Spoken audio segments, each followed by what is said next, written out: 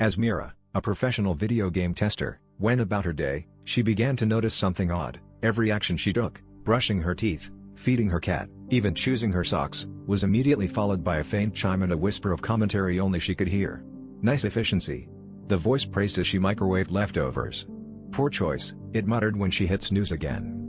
At first, she chalked it up to stress-induced hallucinations, but the scoring system grew more elaborate, awarding her combo points for multitasking and deducting for awkward social interactions.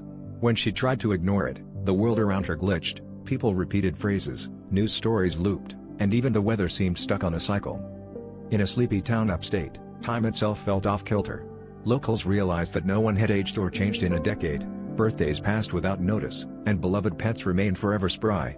The mayor's office dismissed the concerns as nostalgia, but a few residents remembered a night when the stars flickered and the clock spun backward, a forgotten update, a patch meant to fix something, but instead, it trapped them in a loop.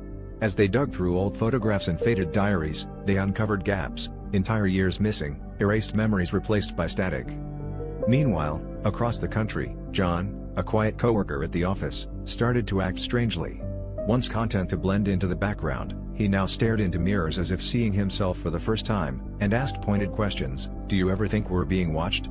What if none of this is real?" His sudden curiosity unsettled everyone, and soon, he began to remember things no one else did, alternate versions of conversations, days that repeated with slight variations.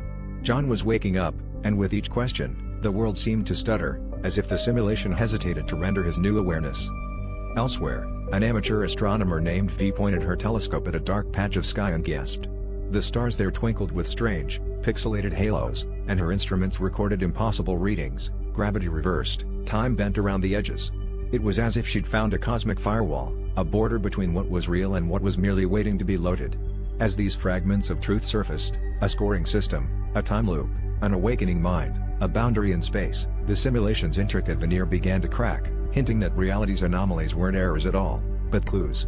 And somewhere, the observers watched, tallying points, waiting for the next move.